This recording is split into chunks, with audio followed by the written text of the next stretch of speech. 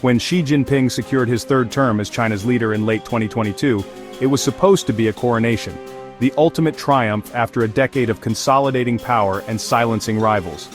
But as of September 2025, Xi's third act is less a victory lap and more a scramble to patch cracks in his empire.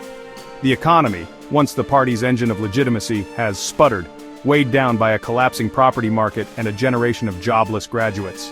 Even Xi's hand-picked loyalists are vanishing from public view, raising questions about the stability of his inner circle. On the world stage, China's assertive diplomacy has backfired, turning potential partners into wary competitors. The very methods Xi used to secure power, centralizing decisions, eliminating dissent, are now driving his biggest headaches. The grand narrative of Chinese ascendancy is fraying, replaced by stories of fragility, miscalculation, and uncertainty.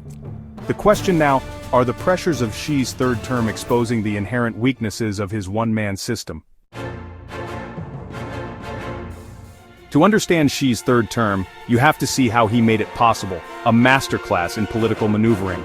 After Mao, China's leaders set term limits to prevent another all-powerful ruler. For decades this system worked, ensuring stability and collective leadership. Then came Xi Jinping. He launched an anti-corruption campaign that sidelined rivals and dismantled internal party factions. In 2018, the National People's Congress abolished presidential term limits, clearing the way for Xi to rule indefinitely. The Politburo Standing Committee became a circle of loyalists, with no dissenting voices. Xi created a one-man system, an echo chamber where his word is law. The era of collective leadership ended, the era of Xi began. He built a machine for implementing his will but also the perfect conditions for catastrophic error. Absolute power, but with it, absolute risk. One of the most unsettling features of Xi's third term is the sudden disappearance of high-ranking officials. Foreign Minister Qin Gang, a rising star and Xi protege, vanished in June 2023. Removed from his post with no explanation. Defense Minister Li Shangfu followed, last seen in August 2023, then dismissed after months of silence. In early 2025, top General He Weidong also dropped from public view, fueling speculation about purges and instability. These were Xi's own appointees, hand-picked to carry out his agenda. Their abrupt removal suggests either catastrophic misjudgment or deep paranoia at the top. While these purges show Xi's absolute power, they also project chaos, not control. For a regime obsessed with stability, vanishing ministers signal brittleness, loyalty is fleeting, and even the highest ranks are expendable. The world is watching, and seeing a system that looks more fragile than ever. The party's unwritten contract, prosperity in exchange for obedience, is under threat. The real estate sector, once China's growth engine, has imploded, leaving ghost cities and evaporated savings. Xi's crackdowns on tech giants like Alibaba and Tencent have shattered private sector confidence. Entrepreneurs now know, in Xi's China, the party, not the market, calls the shots. Foreign companies are heading for the exits, wary of political uncertainty and arbitrary crackdowns. Foreign direct investment has plummeted and the economic engine is sputtering. Restarting growth is proving far harder than shutting it down. The most politically sensitive fallout from China's slowdown is youth unemployment. Millions of graduates promised white-collar futures now face a job market that simply doesn't exist. Youth unemployment soared above 20% after zero COVID ended. The government stopped publishing the data. Online, despair and cynicism are rampant. Young people lie flat or let it rot in quiet protest.